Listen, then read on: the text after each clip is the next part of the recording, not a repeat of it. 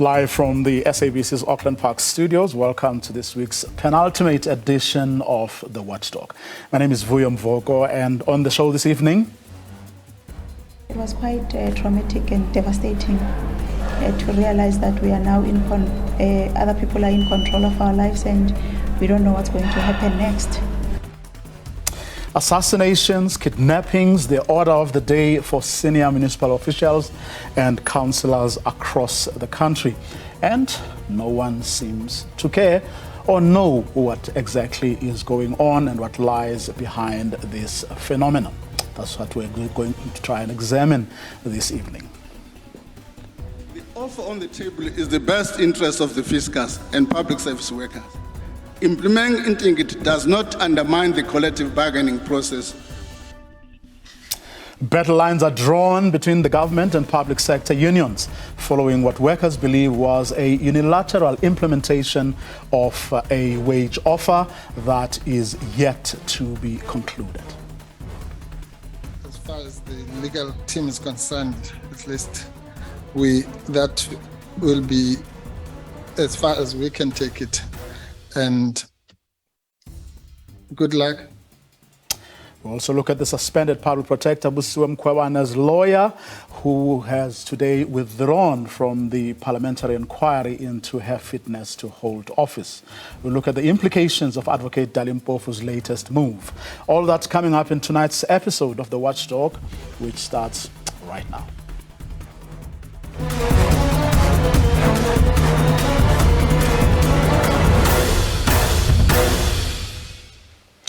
Kidnapped Nkangala District Municipal Manager Margaret Skosana and her driver Gugu Mtsweni have been found.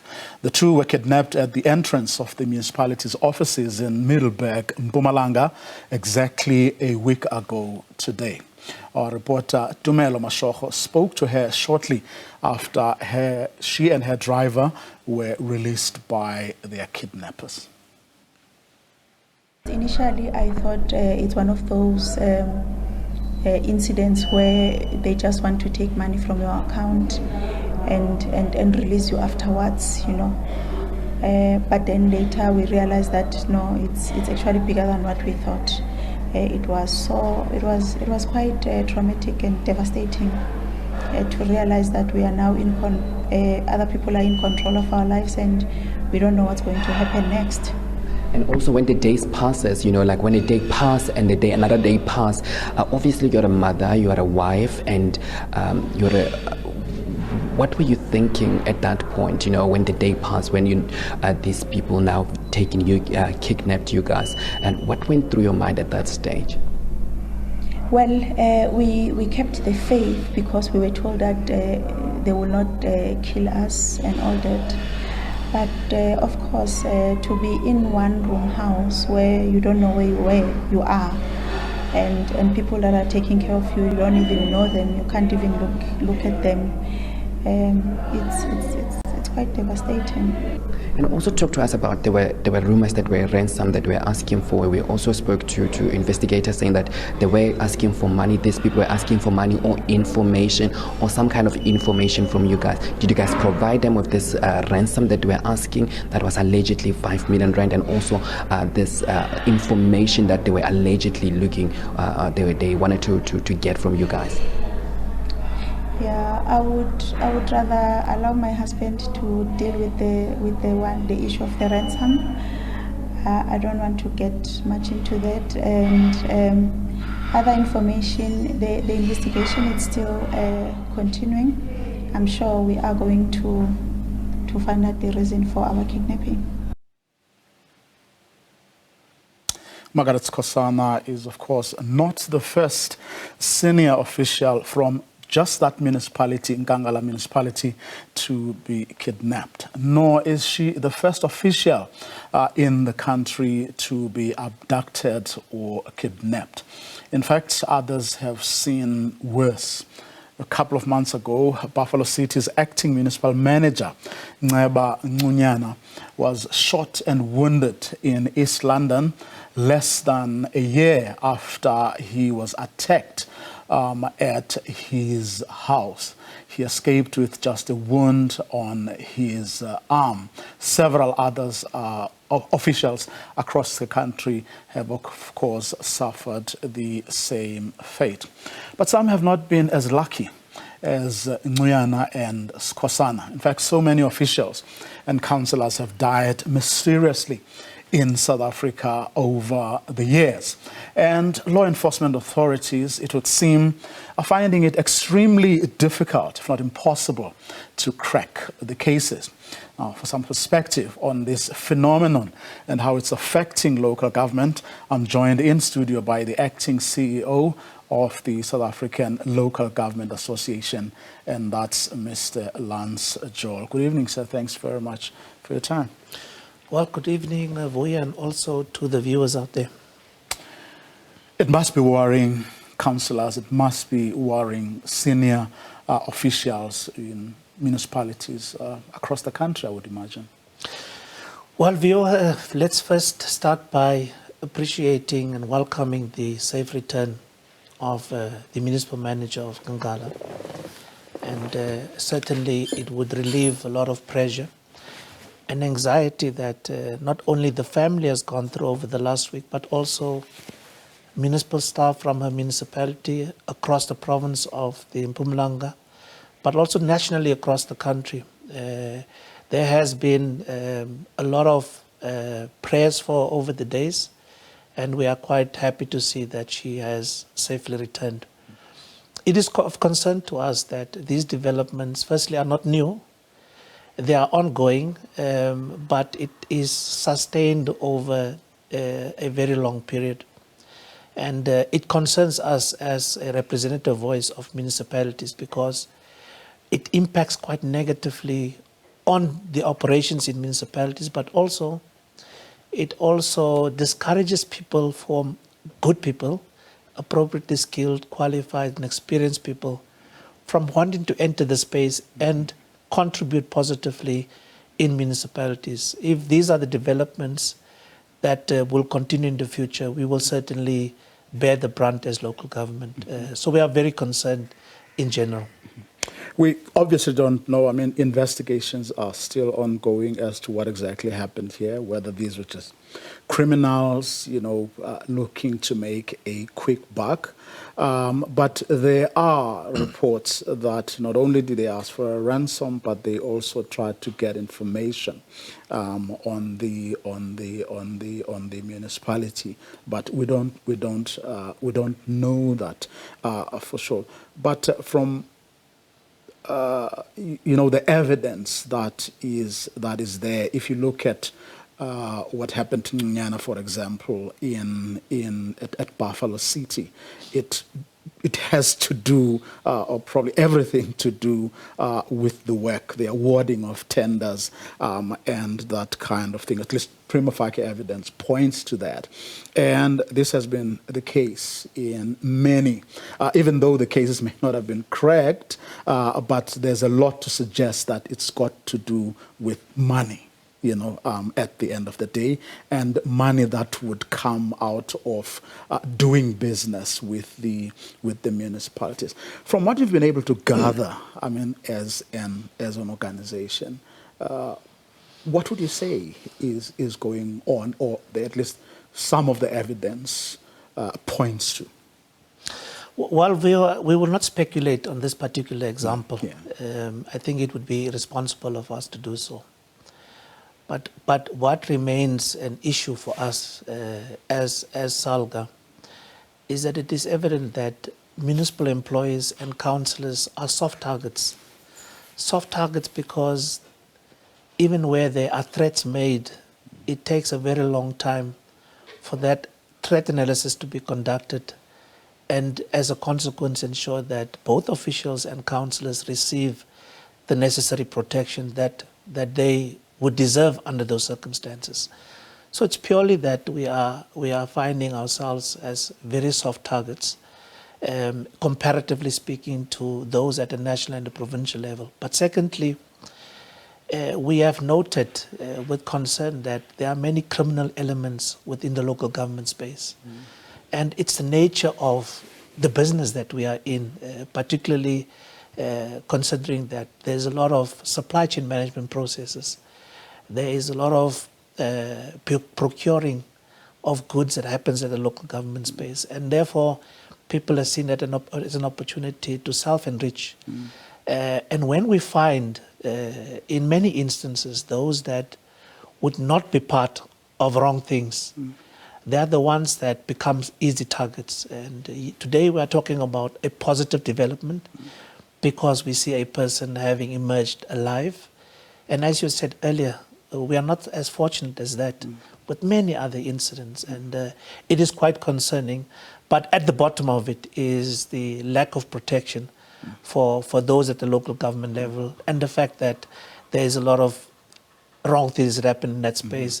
And as soon as people stand up against those, or as soon as they whistle blow, they are targeted by the criminal elements. Let's start with the protection issue.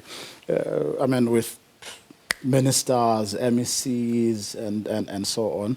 I mean, the minute you are appointed, you know, and then there's this whole group of bodyguards and cars and everything at your disposal, and you are immediately protected, which has not been the case, I mean, with councillors. Yes, of course, mayors have had those privileges as well.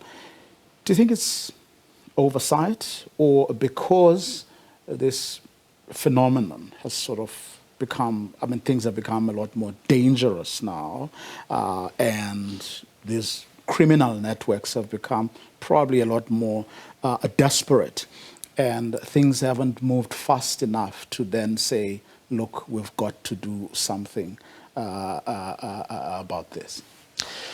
Well, the reality, Vuyo, is that despite the fact that local government is so heavily regulated, there is a minimalist approach on areas that relates to the safety of both councillors and officials, and by extension, we should also mention traditional leadership, because they do participate in municipal processes. And it is that lack of appropriate regulation that would assist otherwise municipalities, that we now see that there must be a threat first. And that's simply what is provided for. There must be a threat. There must be a threat assessment conducted, and it can only be done so by the SABC. And it is the report that would emerge from that will dictate the type of protection, if any, that you would need. And that process in itself takes too long, because you would find in many instances where a threat has emerged, it has been reported, it takes too long for the assessment to be conducted and for the protection to be extended to those individuals. I suppose, as with everything else, the mills grind very, very slowly. But as the voice of local government, have you been raising these issues and as sharply as you perhaps ought to be before many, many more people die? Well, we've probably been the most vocal around this. Most recently, there's been a number of national platforms. We can talk about the local government summit that happened a few weeks ago. Which the president addressed. Which the president of the republic addressed, which the minister of finance, the minister of corporate governance, and the traditional affairs addressed. The week that preceded that, we were in parliament for an entire week focusing on local government. It was raised quite sharply there. And the week that preceded that, we had a meeting, a national meeting of mayors, where the Minister of Police was in attendance himself, and we appreciate his presence. And there it was similarly raised quite sharply. So just in the last 5 weeks, we have been at the forefront of raising awareness around this, but secondly, pleading for a structured response to what is going to continue to be a difficulty within local government space unless addressed head-on by the relevant authorities.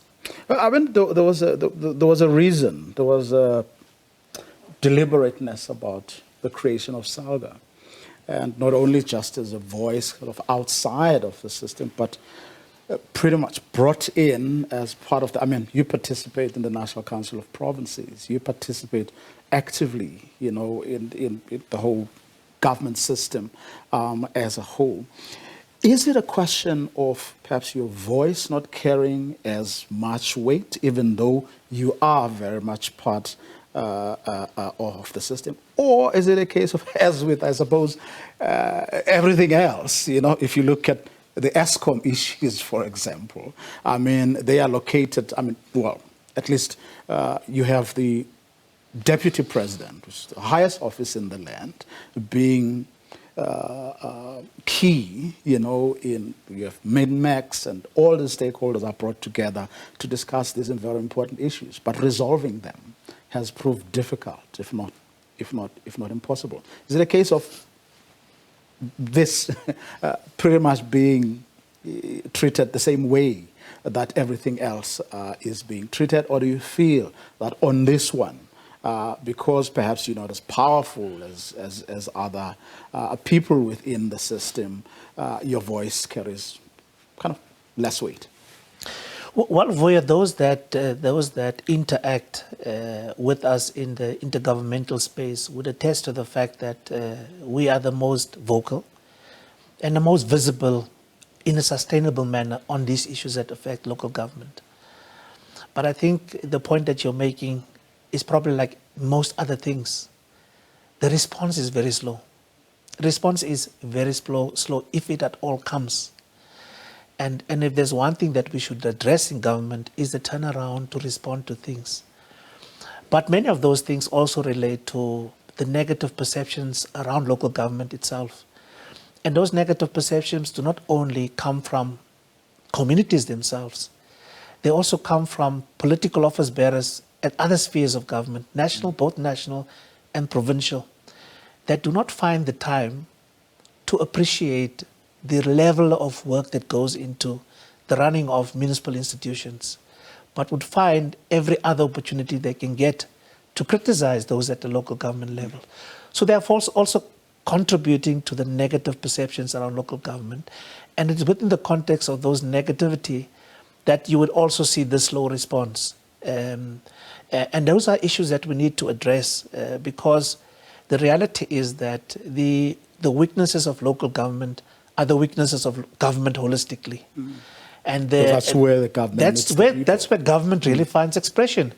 And if we do not attend to the difficulties of local government, we would not attend to the difficulties of government holistically. People see councillors first before they see anyone else because they live amongst people.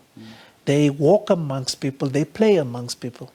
And yet they are the ones that are not taken as serious as those that are probably much more distant from the local spaces themselves. And if we overcome that weakness, I think we will overcome even the responses and the urgency around those responses. So I think it's less about SALGA and probably trying to direct negativity around SALGA.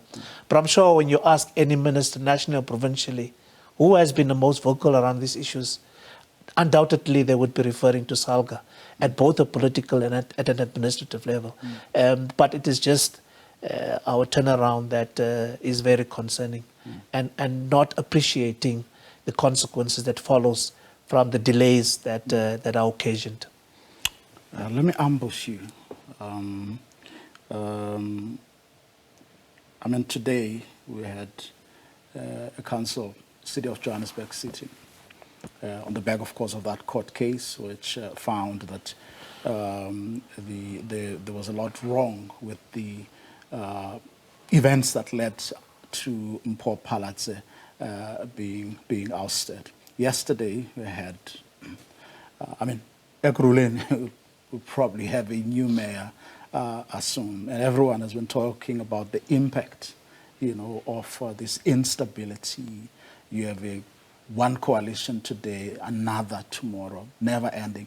It's almost a year since these councils were elected, but with many of them, there's hardly been any service delivery movement, stability, which is concerning for the millions of South Africans who are, you know, being inconvenienced but also hurt by what is going on. And there doesn't seem to be any solution in sight. Just what have been the conversations between and among yourselves about this? Because it's got to stop at some point. Well, we are going to celebrate on Monday 1 year since the local government elections, and probably just over 11 months in the establishment of the new councils and the election of the new office bearers. And the facts before us, less than a year, we've already seen changes in 8 municipalities in terms of the leadership, and it's all linked to coalitions. And that is going to be the order of the day for the remainder of this term of office. And 4 years, it's a very long time. And it is linked to what we as SALGA has raised leading up to the elections, during the elections, and shortly post the elections, is that we must find a structured way to deal with coalition governments, because experience shows us that coalition governments bring a lot of instability. Instability in municipalities to the extent that services and the service offering of local government is not on top of the agenda. It is the removal of a mayor, a speaker, or a chief whip that is on top of the agenda. So no focus on service delivery. And as SALGA, we have made specific proposals. Key amongst them, as a starting point, we have been at the forefront suggesting that perhaps the best way to respond in the immediate to the challenges is to create a more inclusive government in your coalition government municipalities. But what do we mean? But Section 12 is there, but why is it not being implemented? We've been talking about this. I mean, you and I spoke about this on the day we saw results coming through, from that big board at the results center, that this is what the electorate are going to give the country. And we started exploring these things, but a year down the line, it hasn't been implemented at all, not a single case. Well, I agree with you, and I think it is the lack of will to introduce these changes, because they are necessary, and they will certainly not be the solution to all of the challenges, but it will be contributing largely to introducing more stability within municipalities. So change the system from a mayoral executive system to a collective executive system, create an inclusive government, and the focus will more be about the issues of the day than removing the leadership. Okay, we'll talk about this on Monday. You're coming back, aren't you? Yes. Okay, great. Lance Joel, the acting CEO of the South African Local Government Association. After the break, we'll look at the possible implications for the country of the frosty relations between unionists turned cabinet ministers and their erstwhile comrades still leading the country's public sector unions.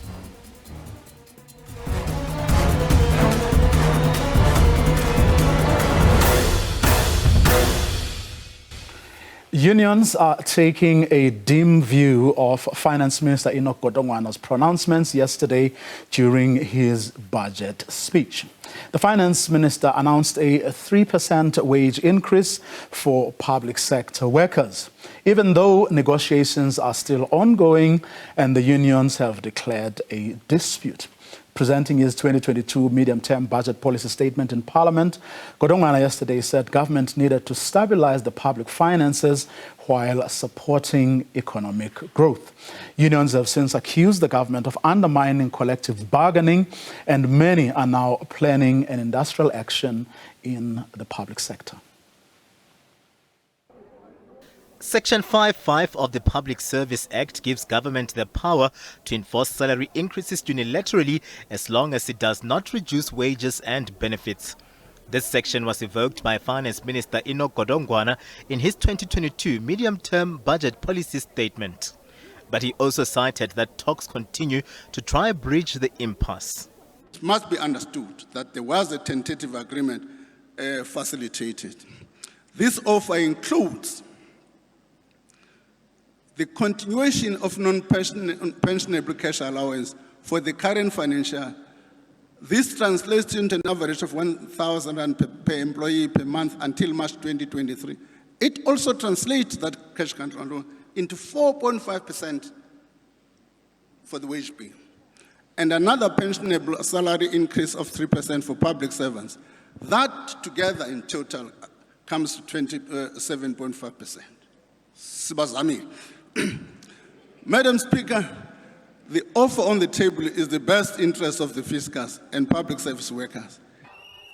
This move has angered public service unions under Labour Federation COSATU, who have accused the minister of forcing a wage offer down the workers' throats. Workers can't afford to lose wages, but again we're dealing with workers who feel very aggrieved, feel very frustrated that government is constantly pickpocketing them, doesn't care about their conditions, their plights. So we think government must go and address these issues because again the public service cannot afford a strike. Our home affairs, our schools, our police stations, our healthcare infrastructure is already struggling, is already limping along. So government needs to go negotiate, find a resolution and stop throwing public servants under the bus. The Public Servants Association's members are currently picketing. Their members are looking at going on strike next week. The government has come with this arrogance in threatening to unilaterally implement. We do not think that's in the spirit of sound labour relations as enshrined in the Labour Relations Act nor the Constitution. And there's a duty on our government to ensure that sound labour relations reign in this country. But with the current moment and the current stage and the relationship breakdown with government at this stage at the level of the Bargaining Council, we cannot see that we are going to find one another or resolve the matter without going into industrial action. We want to send a stern warning to government not to underestimate the power of unity amongst labour. Public sector unions will be back at the Public Service Coordinating Bargaining Council, this on the 31st of October. They've called on their members to come out in their numbers to push for a wage agreement of up to 10% across the board, while government is sticking to its guns on its 3% offer. Katlego Logodi, SABC News, Johannesburg. On the line, I have Mpofu Shilowa, a former General Secretary of the Congress of South African Trade Unions, COSATU, who has written a piece on his observations of what has been going on up until now. Also joining us for this conversation is Labour analyst and columnist, that's Terry Bell. Good evening to both of you gentlemen. Thanks very much for your time. To read from your piece, Mr. Shilowa, unilateral implementation of a wage offer is a euphemism for an employer-initiated lockout. What do you mean by that? Yes, good evening, Vuyo. Let me say that I think for me the dismay is that the people at the forefront of this implementation would be Enoch Godongwane, the former General Secretary of the National Union of Mine Workers, and Thulas Ngesi, the former General Secretary of SATU.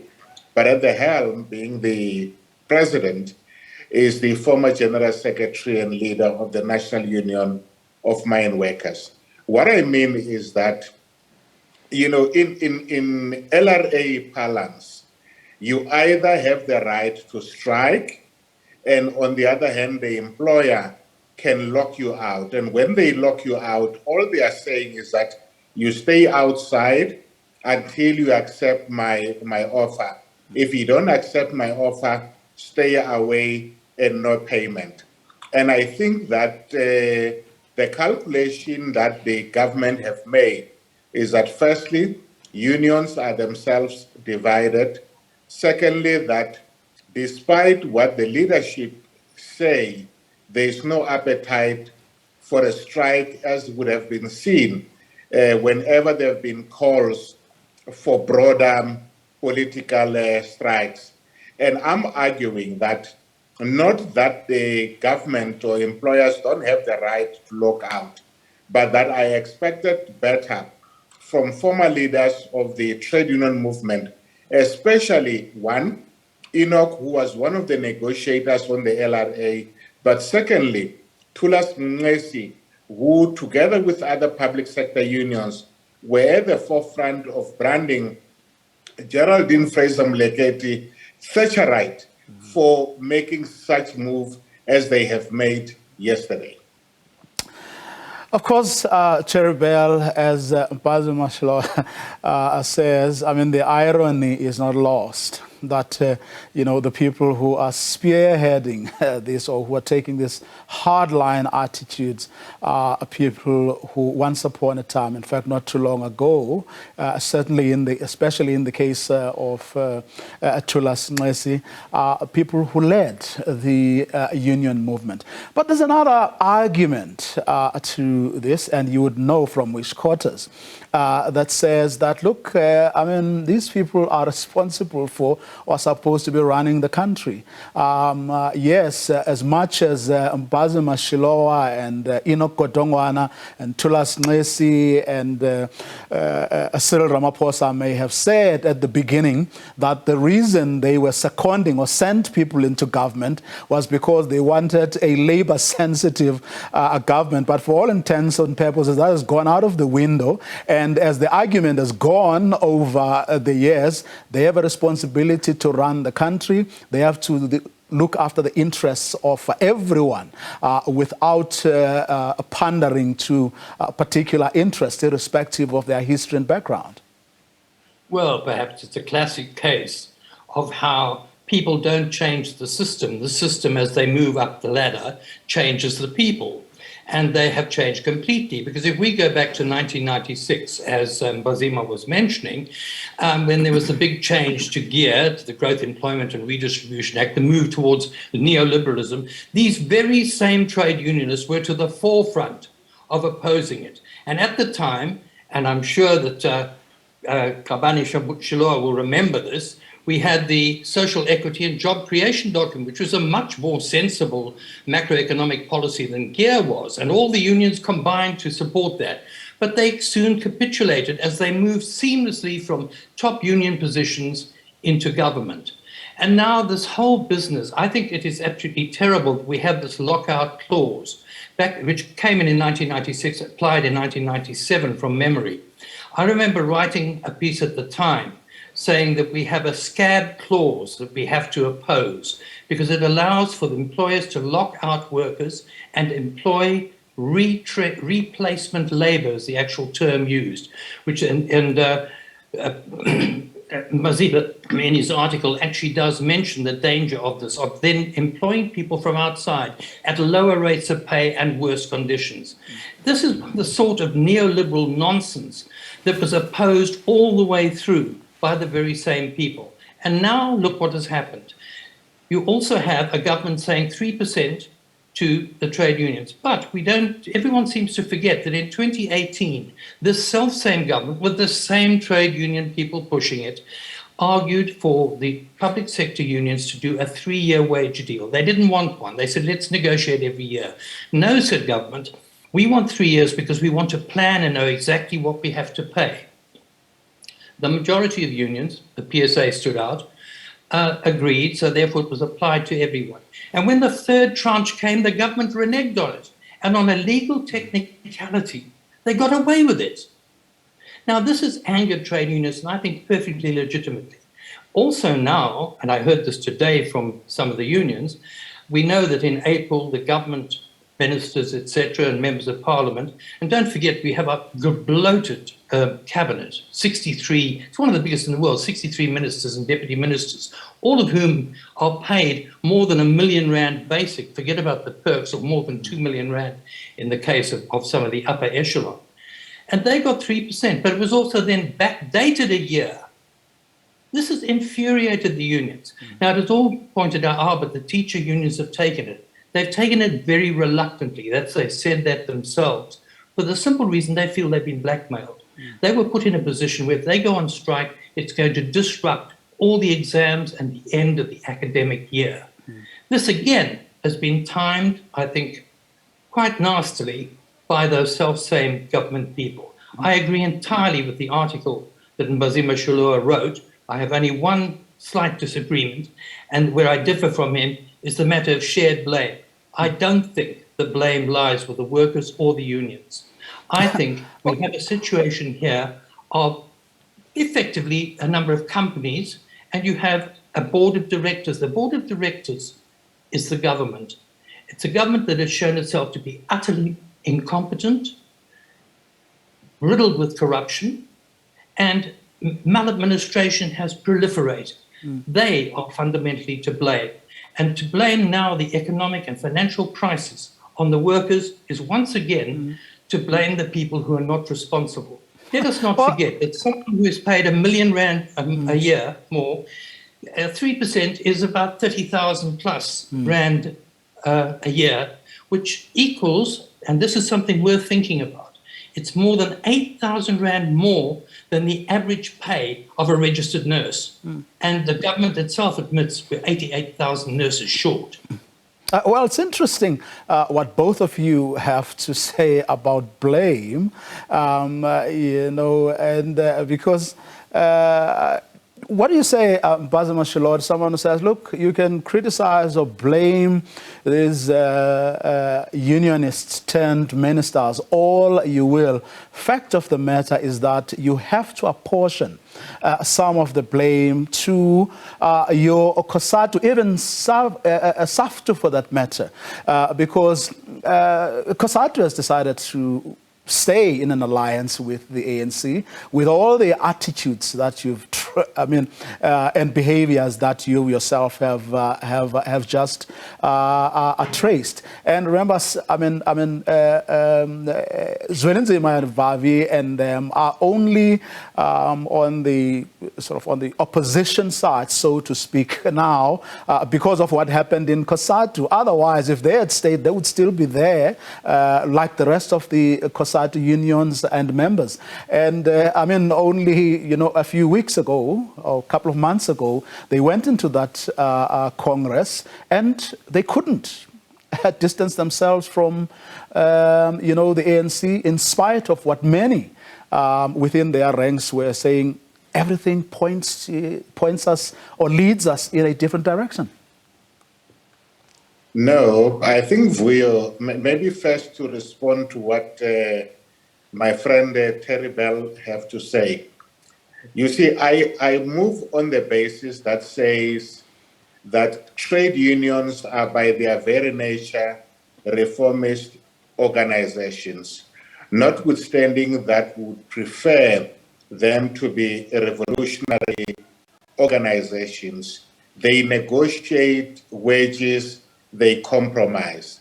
And that therefore, all I'm really saying is that it is important that, you could, for instance, be able to say, yes, let's have a discussion, but the starting point is not just wages. In the waiting room. As is there in the social equity document, that what is there is to start on the basis that says, let's look at not just wages, let's look at what is it that we all need to be able to do, that the problem in the wage bill is not the head count. There are fewer nurses, fewer doctors. I'm in the waiting room now. I'm listening to the unions. I see you've got lots of guests dressed in orange overalls there. And we need to be able to... I'm just standing by. We need to be able to work on all of those issues and deal with them. Secondly, to come back to your point, I do not dispute the fact that when you are in government, you have to be concerned about everybody, not just the working class, which is why I gave an example of Wim Kok, who was the prime minister in Holland, who was able to sit down with his erstwhile colleague and say, okay, we are now in government. Now, what are the challenges we face? How do we deal with them? And work on those bases. And you're right to say, well, people are in alliance. My view is that, look, the whole issue of whether COSATU should or shouldn't be in alliance is simply a red herring. Trade unions the world over do have relationship of one sort or another with political parties. The issue is not that relationship. It's to what extent can the trade union leadership and the membership stand up on their own feet when there are disagreement and deliver on those issues. Terrible. Mbazima Shilowa ends his piece by saying he's not calling on the government to lie down and play dead. He goes and he ends his piece by saying all it requires is mature leadership on both sides, especially from the government, that needs to set an example of the possibility of labor peace to the private sector. Do you see that happening? Because it would seem, certainly from government stance up until now, and the hard line it has taken, and the statements that were made by the finance minister yesterday, that this is it from as far as they are concerned. Look, I think that you can have a much better system than is going on now. I agree with Mbazima that trade unions are reformist organizations. But what has happened, the trade unions are also at fault not in terms of the responsibility for the direction of the economy. What the trade unions are responsible for, I would actually argue, is the fact that they got themselves involved in investment companies, etc. They have become very bureaucratized. They are no longer the democratic centers of action that they were before. And they need to now re-look at that. They need to look also, stop thinking in terms of 20 or 30 or 50 years ago. They have to look at the modern society. They have to look at the development of artificial intelligence, of automation, etc. How they're going to deal with that. And to do that, I would argue, they have to go back to square one and back to real democracy, where the leadership are totally answerable to and recallable by the membership, and where their standard of living, their wages and conditions, etc., are decided by the membership, and where perhaps you have a situation, as some of the unions, such as the Metal and Allied Workers in the 80s had, where no elected official earned more than the top paid worker that they represented.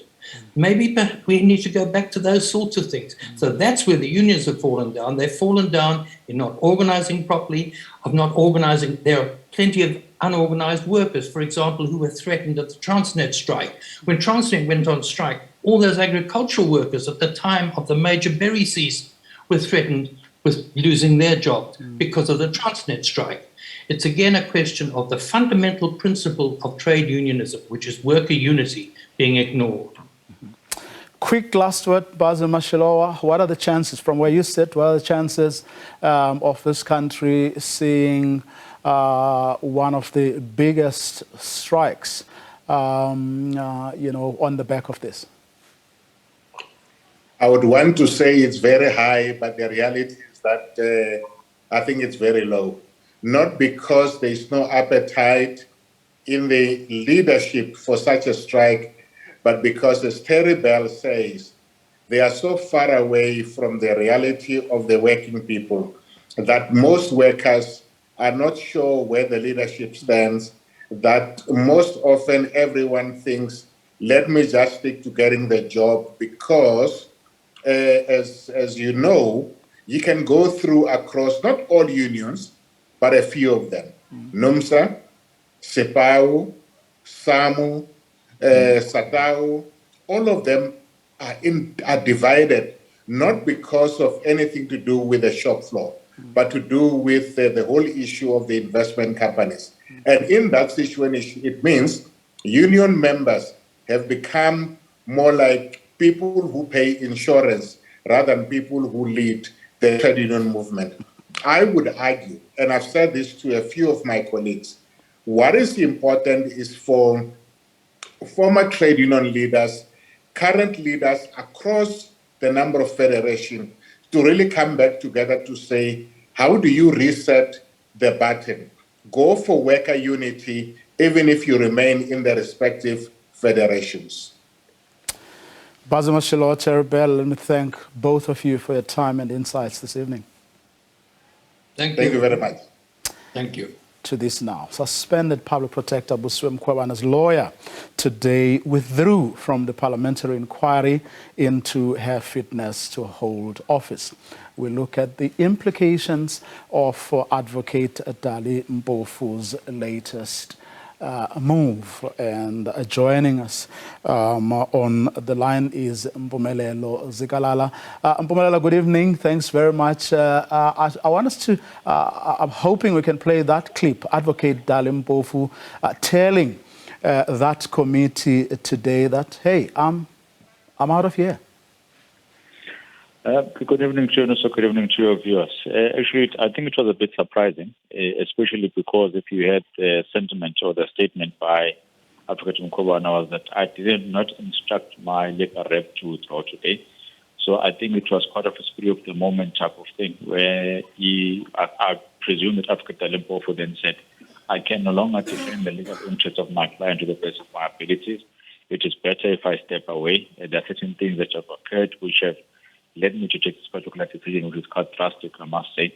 However, I think the next person will be able to do the job because my one is entangled in certain things that in which I shouldn't be involved with. So on that basis, he simply decided, I think it's too best for everyone that he steps away from this particular matter, and the new legal rep can then come in and carry on moving forward. Advocate Paul Hoffman, welcome to you too. What do you think is going on here? Well, you know, Dali Mpofu used to work for the SABC, so he is a bit of a showman. He knows, just like the public protector knows, that if you want to review the decision of the chair not to recuse himself, then you have to bring an application in the High Court. You can't just say by yourself without more that it's illegal and we're not carrying on.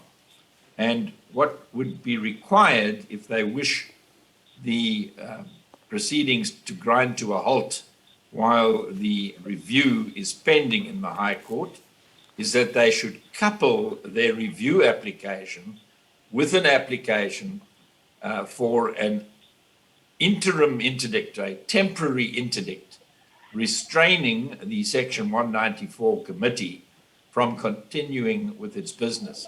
I will be very surprised if when the papers that they say are coming next week does not include a claim for a temporary interdict stopping the proceedings while the review is pending. And this is all part of the Stalingrad strategy that the public protector has been busy with since the beginning of this, even since January 1917, when we first complained about, 2017, it does feel like a long time ago. We, at Accountability Now, we first complained about her competence and her honesty. That complaint went nowhere because it was buried by the oversight body, the Justice Portfolio Committee, and it's in any event been overtaken by the Section 194 proceedings.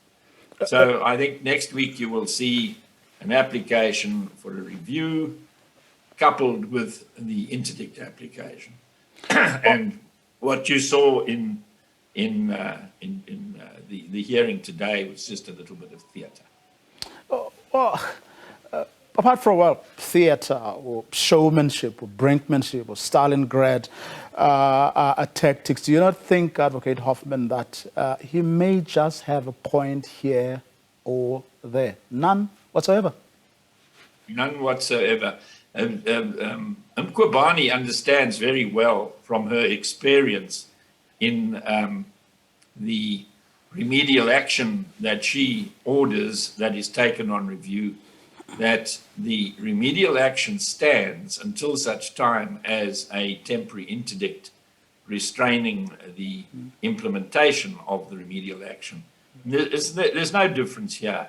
If the chairman has said, I'm not recusing myself, the remedy is to interdict him from carrying on with his task on a temporary basis, pending the outcome of review proceedings, which on any conspectus of this problem will take the best part of a year or more to reach finality in the appeal stage. And remember, the term of office of Busisiwe Mqobani comes to an end in October next year. That's what it's all about.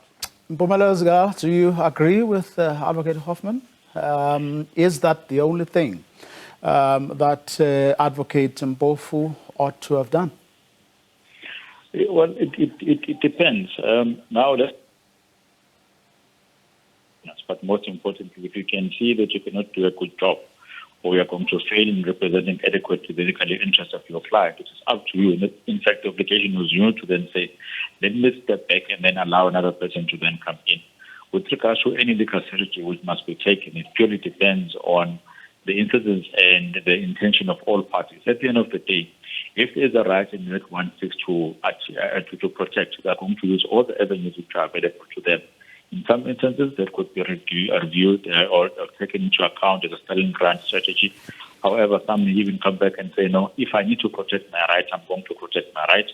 And if the protection of that particular right means that I have to go on a review application in the High Court for a recusal application or the recusal part of this particular session, then I must do so, so that at the end of the day, if it's indeed found that I'm not a good candidate or someone who's fit and proper to be the public protector, then so be it, but it must be found and determined by someone who is a presiding officer that is also fit and proper to understand and preside over those particular proceedings. So I think it was one of these instances in which a legal practitioner can see that I cannot do the job anymore. Let me just step back. And maybe some may say bit of improper conduct to the extent that you did not consult with your client earlier before you withdrew. But some may then say he had no option. If you can see and feel that you can no longer represent the interest of the public protector, then this is what you ought to have done. But on what grounds, though, Mr. Zikalala, would your representative do that? Can it be, for example, someone feeling that I don't have the competency to deal with the issues that have arisen and therefore I'm bowing out? Or is it a question of I have some principled objections to how these proceedings are being run and therefore I cannot continue? Which of the two, or is it both? It's the objectivity which is required for one to run a matter. Let's remember that your matter as a legal practitioner is not your personal matter, it's the matter of your client. Mm-hmm. Now, if you can see that you are too entangled in it, it has now become a subjective matter and not an objective one, in which you are personally involved. There are certain feelings which are taking place. You're not thinking clearly with your mind. Now it's part of your heart in which you want to win at all costs. It's going to end up where you have to take decisions which are not really in line with the legal principles, which are going to be fueled not by legal principles and prescripts, but which are going to be fueled by your emotions. And if you can see that you are getting into that particular stage, the prudent legal practitioner will then say, I need to step back and let somebody else that will be able to deal with this situation moving forward. So it may be because we do not. It may be that he's the one who thought that, no, I cannot longer do this process anymore in an objective manner. Let me step back and another person may come in and maybe they'll be able to represent the legal interests of the public protector better. Quick 20 seconds, Mr. Zikalala, how do you, I know I'm putting you in on the spot, how do you see this panning out? I think maybe we can see Advocate Mpofu coming back if there are further discussions that want to take place during the weekend. If not, we may see an application for postponement on the next occasion to allow the public protector to get a new legal representative. I don't think she would want to conduct this particular proceedings herself. It wouldn't be advisable, and certainly she would want someone who's going to represent a legal interest. So this matter is not going to end anytime soon, and the committee, I don't think it's going to finish its job within the year of 2022. Advocate Hoffman, from your vantage point, how do you see this panning out? As I read the reports, I wasn't watching when it all happened, but as I read the reports, Mpofu is not withdrawn as the representative of the public protector. What he has done is he said, I can't continue with this farce because it's illegal. These proceedings are illegal. They're being presided over by a person who should have recused himself. Well, the remedy when that is, so that isn't a withdrawal of representation. He'll be there. He'll be running the review in due course. But the correct legal procedure, when you are unhappy with a presiding officer who refuses to recuse himself when you ask him to do so on what you regard as good grounds, is to temporarily interdict the continuation of the proceedings over which the officer is presiding until a review is finalized. And that's what will happen in this case. And Mr. Mpofu will be representing the public protector in it, as I understand what happened. It's not a case of a legal representative withdrawing from representing his client. Well, we'll see how this pans out. Thanks to both of you for the clarity, but also for your insights and perspectives. We did, of course, try to get Advocate Mpofu to come explain himself for the benefit of us all. That invitation still stands. Hopefully, he will be able to honor it sooner rather than later. That's our show for tonight. Do join us again tomorrow evening. Have a good night.